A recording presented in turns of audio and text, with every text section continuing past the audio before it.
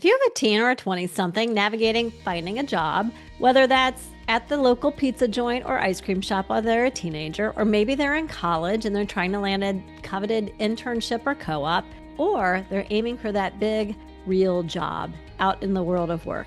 Whether they're teen, 20 something, in college, not college, they're going to go direct to employment, it can be intimidating.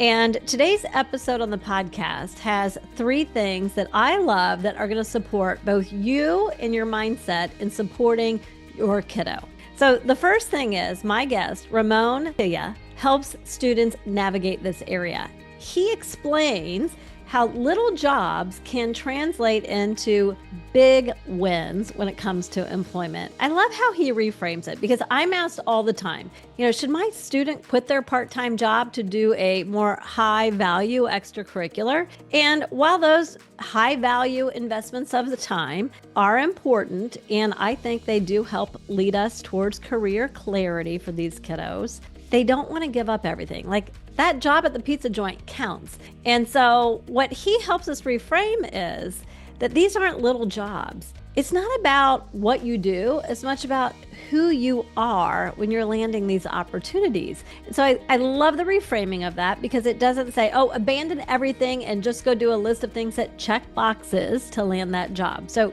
that's one reason why I love that. This translation of little jobs into big wins means even the pizza place is going to count.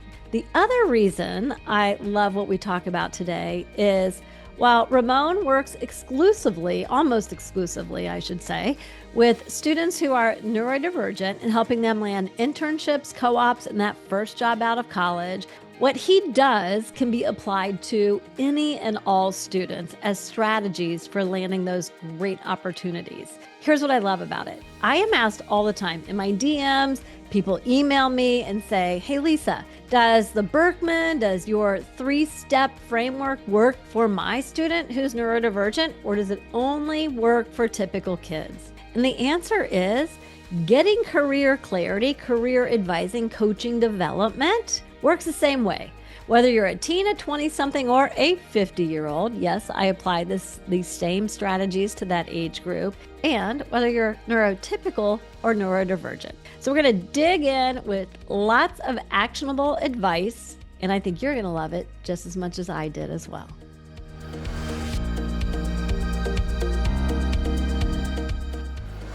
Ramon, thank you.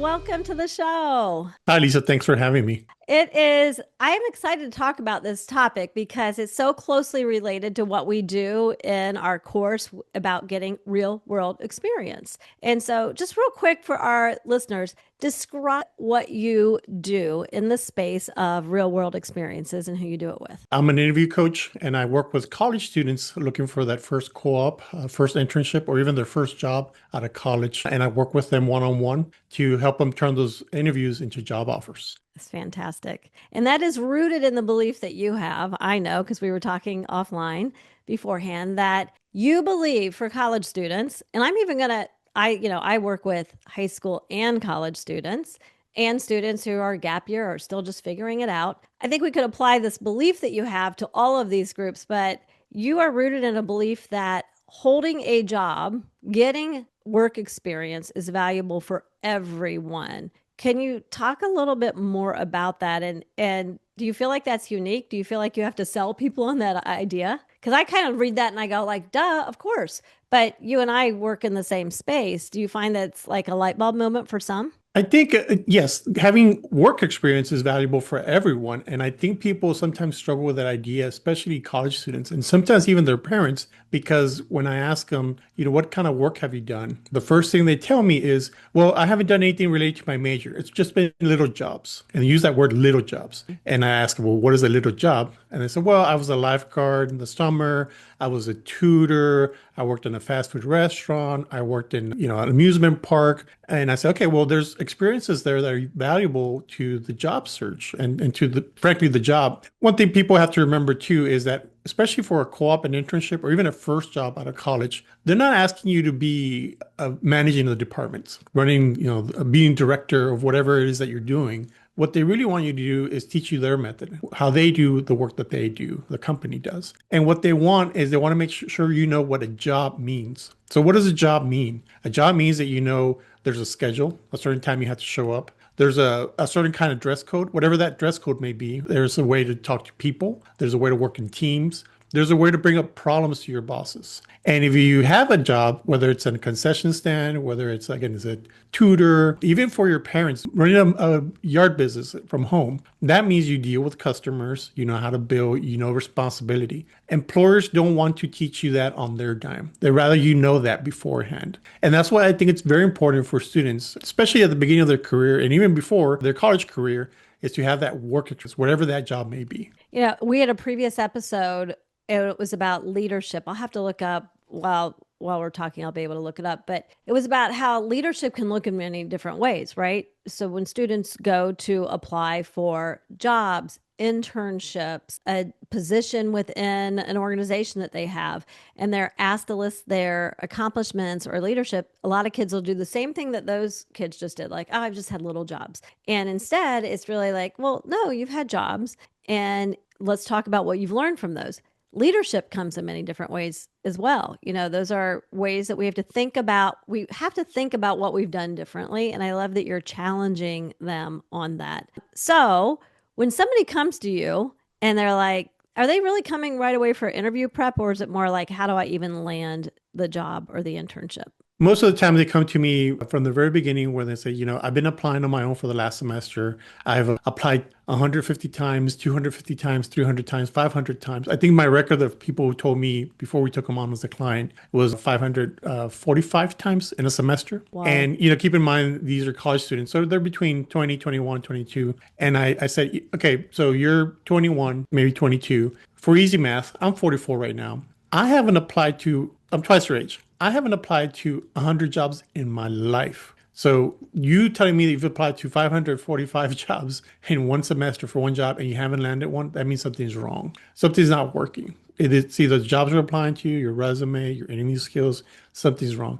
So what I do is I work with them from the beginning and we craft a brand new resume from scratch and we do it together. So I'd never do anything for them. I'm a coach in every sense of the word. And here's a very Texas example. A football coach, for example, shows you how to do things and guides you through the process. You have to do the work. You have to throw the ball and catch the ball and run and avoid getting tackled. So that's what I do as a coach. A lot of people, what they're looking for is a cheerleader. A cheerleader, they cheer you on and tell you, don't give up. But you tell a cheerleader, hey, but those guys keep on tackling me. And they're real big and they're real strong and real fast. What do I do? A cheerleader says, well, I don't know, but don't give up. And that's definitely not what I do.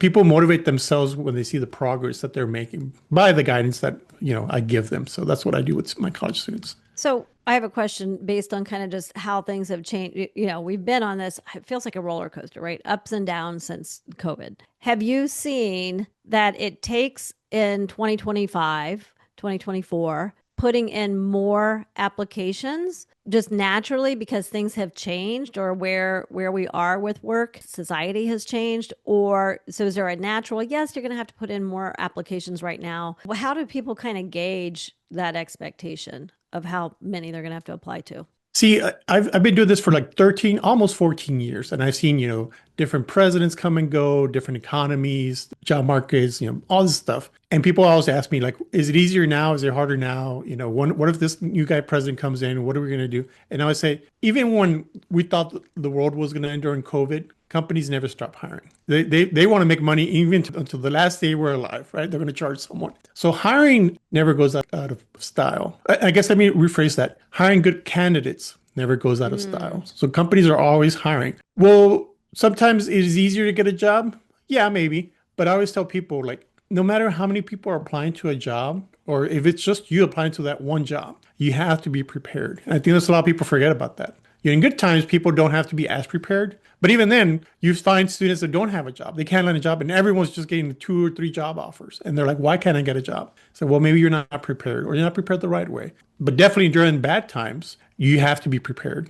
And that's something we can never forget. No matter what's got going on, you can get 1,000 applicants to one job, or you can have no applicants to one job. You can still not get that job if you're not prepared. So it's about being a good applicant, not really about the overall numbers at all. Yeah, going back to your question about how many applications, I would Yeah. say I don't know how many applications we need to make. What we want to do is the applications we do send out, make sure that they're strong. And to me, every step in the job search process is exactly just that, a step. Steps, you can move them around, you can skip them, you can do them again. But at the end of the day, the real goal here is a job offer. Not how many applications, not how many resumes.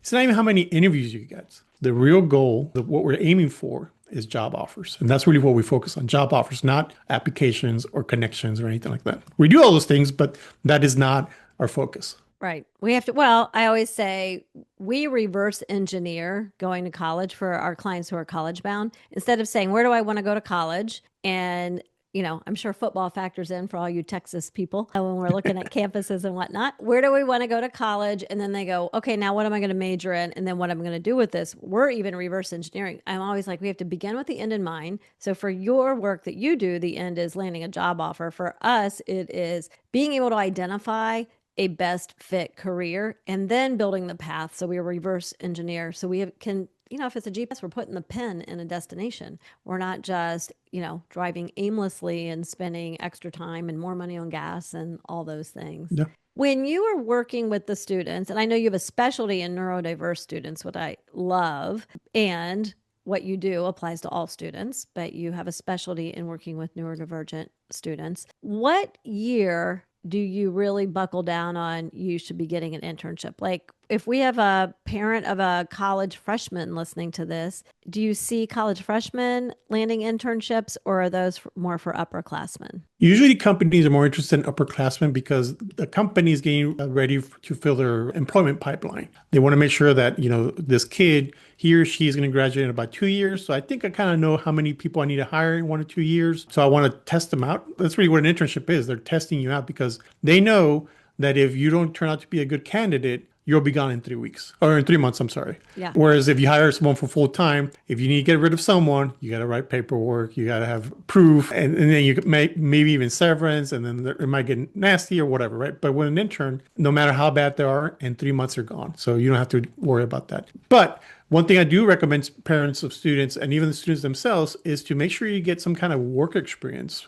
before your freshman year or sophomore year, for sure. If you can, again, it's very, very hard for you to get an internship because, again, companies are focused on the juniors and the seniors. But if you get a job at, again, concessions, any job basically, that you can prove to the employer when you're a junior or senior that you know what a job means, that's very beneficial. One thing I do recommend for the juniors, the freshmen, and the sophomores, even brand new freshmen, use that time to start connecting with people at the companies you're interested in. Yeah, amen. Say that again. Yeah. So use that time to connect with the people at the companies you're interested in because you want to get a head start on all this stuff. And that's one thing I tell my clients. We don't want to compete when we're applying for jobs. We want to outsmart because a lot of times students come to me and they say, well, I have a 4.0 and then, I took this class and I took this class, I did this project. How come I'm not getting hired? I said, well, the reason is because you're competing. Guess what class your competition, which is your peers, your other college students are taking the same class you took. You have a 4.0. Well, this other person, they have a 4.0 and also a minor, and they have a 4.0 in that minor too. So when you start putting 4.0s against 4.0s, you're not winning anything. You're not beating anyone. So we don't compete because if we compete, we can lose. But if we outsmarts, no one can beat us because we're competing. We're not even competing. We're working on something else. We're looking at something else differently. So I would encourage students to use the time to get some work experience in whatever it is, and then use that time to connect with people at the companies you're interested in. I'm often asked of the high school students, they'll say, well, I'm doing all these, I don't know, for lack of a better term, like these sexy activities for my activities list while I'm in high school, my extracurriculars. I don't have time to get a job, or colleges aren't going to like a job and they're looking at just getting into the college. But I tell them all the time, work is a fantastic extracurricular and you're making a really great case in a much better way than I've worded it in the past. So I'm going to steal from you All right. Yeah. about, we're serving all the same people about why work can be valuable and important. And frankly, I'm working with primarily the younger group, but we also serve college students and those who have already graduated. But there are some internships even out there for high school students. We find them, we unearth them. They are hard to find, but that doesn't mean that you can't create your own, right? Well, one of my past students comes to mind. She was volunteering at a food pantry and was having trouble landing a summer job. And she was really interested in marketing and digital marketing. So she approached the food pantry and said, "Hey, you guys don't have a newsletter and you need more donations, you need more volunteers, you want to have a greater reach. Can I do that for you this summer?" And she kind of created her own experience. And I know you would look at that and go, "Oh my gosh, there's so many rich things that came out of that helped build that resume, that built the skills." So, to your excellent point, these employers don't want to have to teach you the basics of how to work, right? They want to teach you how to do the job. I have kids all the time say, "Well, I don't know how to do that." Well, that's what the education or the experiences you're getting is for, to build the skills. There's a lot of experiences that you can get during a job that are valuable and to show on your resume. For example, one time I was doing a workshop with all these students, and I was telling them, "Okay, let's go work. We're working on the resume." And I asked them, "Put your jobs." And one student said he did a lifeguard job during the summer. And he's like, "Well, I'm good at swimming and I've done it for several years. It doesn't, every summer I do it. And it's not a big deal."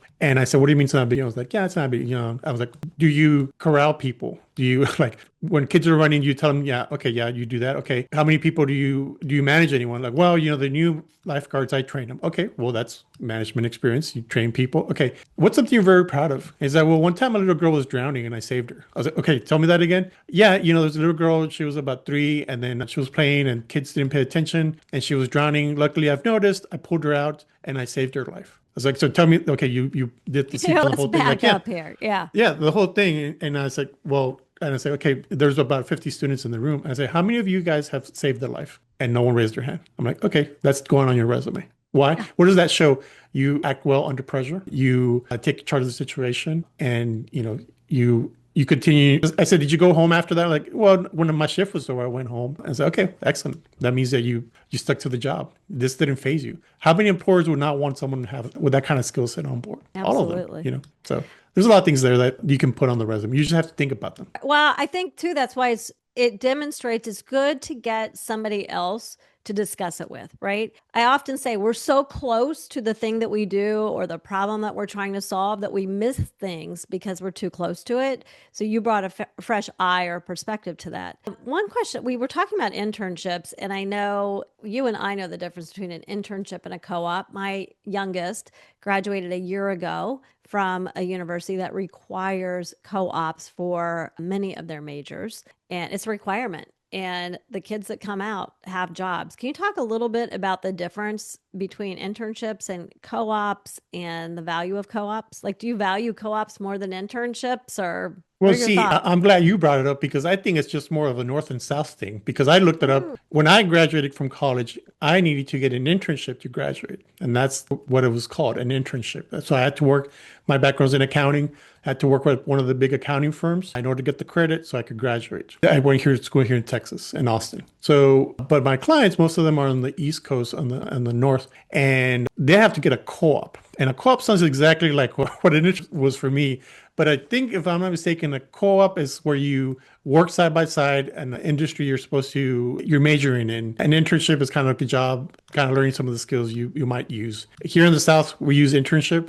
I know in the North people use co-ops, but I think it's the same thing. I know it's not the same thing, but it's supposed to be the same thing Well, from when I see it. I do think that the value of coming out of either of those is the experiences are about the same, right? One of the differences is for colleges that really double down on co-ops. University of Cincinnati is where my daughter went. And then Drexel would be one in Uh-huh. Philadelphia. Northeastern's known for their co-op program. That's almost like you go to school for a semester, you work for a semester, and it goes on for Yep. 3 years.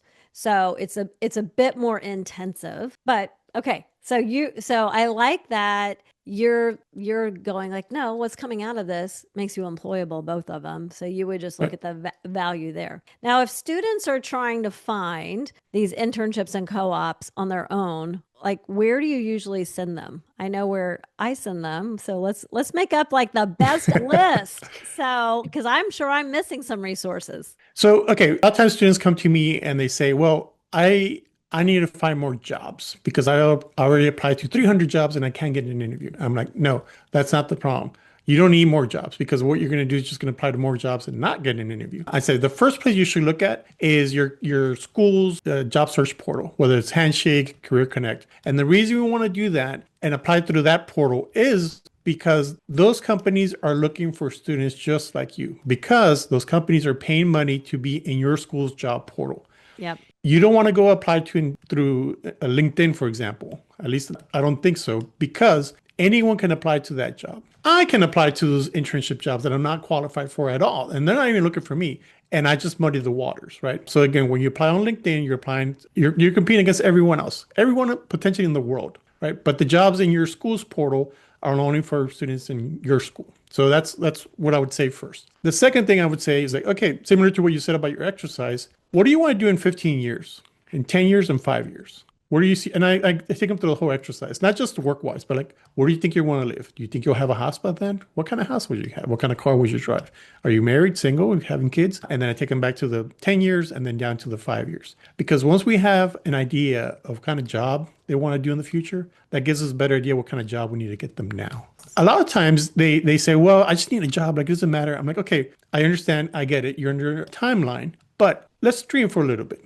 If you could get the perfect job, what would it look like? Who's working with you? Who's your boss? Who are your peers? How far is your commute? What kind of apartment would you have? Would you live at home? Would you live in your university where you're going to school, the town, a new city that you always wanted to visit? What is it? And we walk through that and then figure out, okay, what companies are there? Oh, well, these companies. And you're interested in these companies? Well, not these, but this one, yeah. Okay. Let's see what jobs are there. And let's connect with people at those jobs and see how they got that job. They're the experts at getting that job that you want because they have that job that you want. So I walk them through the whole exercise on how to connect with people and network. And I always remind them, this isn't just for this job search. This is a muscle. The networking muscle is a muscle we want to start developing now, because in 5 years, after you leave that first job out of college, you're going to need another job. And I don't want you starting your networking when you're 30. I want you to start when you're 21, because now you're stronger, you know how to use it, you know how it works, and you've been developing for, 5, 7 years now.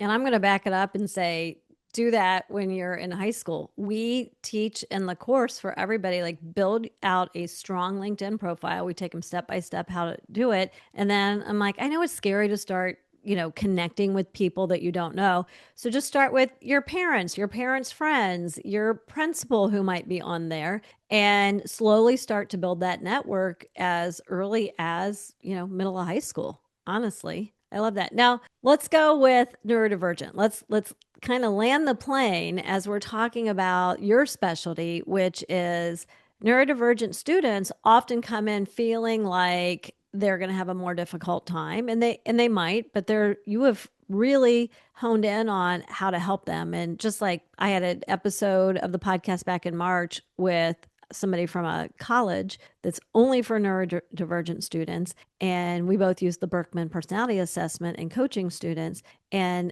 we both come at it from a strengths-based perspective. And I'm going to guess that you do too. So tell us a little bit about what can those neurodivergent students do to level the playing field on landing internships, interviewing better.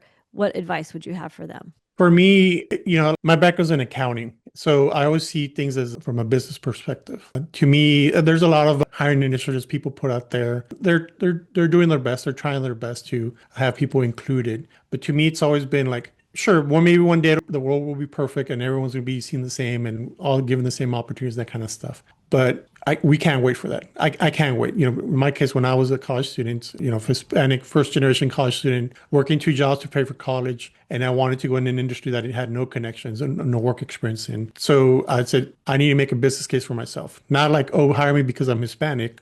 No, that's not all I am. There's a lot of other things I am too. So I made a business case for myself. So the same thing with these college students that come to me who are neurodivergent. I always tell them, let's do a business case. Why should they hire you? A lot of times students struggle with that because they say, well, no, I don't have, I'm just a college student. I'm like, on top of that, I have this, disability that, and I was like, okay, I'm not a doctor. I can't say you have a disability or not. But what is that disability, as you call it? What are the bad things that it does? Well, I get nervous. I can't look at people in the eyes when I talk to them. And it's okay, fine. What does it do on the positive side? Well, I can allow them to say, well, I can focus really well. I can see patterns, all kinds of things. And if you met one person on the spectrum, you've met one person on the spectrum. Everyone's different. Right. Very different. But I always tell them, like, let's focus on the strengths. And again, let's make a business case. And this is not like, oh, hire me because I'm neurodivergent. I've had clients come to me who had previously been hired through a hiring initiative, and they got a job. And then they left that job, and then they came to me because they couldn't find a job. And I always ask them, why do you feel you can't get a job? Like, you got one job before working with me through this hiring initiative. And they tell me, well, I was a pity hire. I mean, what does that mean? It's like, yeah, they got a bunch of, autistic kids. And that's what they say. Like, they got a bunch of autistic kids and they picked the one who was least autistic, and that was me. And that's why they gave me the job. But I was not a regular employee. And they're sad about it. And it makes me sad too, because these kids are smart. They know how to do the work, but no one really takes them seriously because they're the autistic kid. Like, well, just kind of put them on there and give them some work. And, and they say, well, they never showed me how to get a job. They gave me a job, and I don't want that. I want to get a job. So they come to me and I show them, I walk them through the process. And I always tell them, like, you're going to earn this. I'm not going to make a call to someone I know. Your parents are going to, call their friend and put your resume. No, you're going to earn this. And it works. They develop that skill. They know how to do it, how to make a strong application, how to find the job, how to connect with people, and make their own network. And I walk them through the process on how to prepare themselves for the interview. Something I'm very proud of is that I don't have a lot of repeat customers. That's great. You want to work your way out of a job. Exactly. It's server for business, right? Like, they always say the first thing when you're starting your own business, have repeat customers. I don't have repeat customers. And the reason for that is because I train my guys and my girls so well that the next time they're looking for a new job, they do it on their own. And I'm very proud of that, because that means I help them become independent. They don't depend on me. They don't depend on their parents. And then these aren't just some computer repair job down the street. Like, these are name brands, the Amazons, the Facebooks, the Googles, Blue Origin, name brand companies. Well, let's just go back to, you told me the story before we hit record. Maybe I should always start hitting record earlier. But you told me the story about the mom. She was a physician, and she was told her kid he was nonverbal, that he would never speak. I'll let you finish the story, because it made me choke up as you were sharing it. Yeah, that was. I'll tell you that one story. But again, that same story, I've had the same phone call many, many times. Different accents, different parts of the country, but it's the same story. The mom calls me, says, he got an awesome job after I finished working with her son, and I think he had 2 or 3 job offers in like 32 days, 33 days, and she called me back crying, saying, I never thought this could happen. I was hoping for a computer repair job at some, little shop, but you gave him a career. And she said, you also gave me dreams I never allowed myself to have. Because when he was little, he was nonverbal. He didn't speak until he was 5. And, people told me, put him in a home. He's never going to finish elementary school. He's never going to finish high school. He's never going to make it in college. He'll never get a job. And now you've helped me prove everyone wrong. He has an awesome job. It pays very well with benefits, a career path. It's not just a job, it's a career path. He might get a promotion one day, which means he can support himself. So I don't have to worry about what's going to happen to him when I'm gone. And he can if he can support himself, he might be able to support a family, which means maybe one day I'll have grandkids. And she said, that's a dream I never allowed myself to have. So like, just be happy that he might be able to support himself when he's, at some job when you're gone. But now he might be able to support a family, and I might have grandkids. And you gave me a dream. Again, she told me, and again, I'm telling you one specific one, but that same story has been told by many moms to me, ugly crying on the phone. Right. Because they say, I never allowed myself to, maybe he'll graduate college. I don't know, just as long as he's okay. And but no, he has a career. He makes more money than we do. Sometimes I've gotten that call many times, so I don't have to worry about what's going to happen to him when I'm gone, because he has a job, a career with benefits, 401k, bonuses. And so, yeah, it's to me, that's very fulfilling, helping students, and not just get a job, but help a career, especially students who maybe in our society, we wrote off for whatever reason, and now we're proving everyone wrong that these students, they don't need a special hiring initiative to get them a job. They don't need to be treated like, fragile little things to be able to live in or survive in a workplace. If we teach them the right way, how to do these things, they're going to do very well. And one day, actually by now, a lot of these guys I worked with, 13 years ago, they're someone's boss. I love it. You're a hope creator. I love it. Yeah.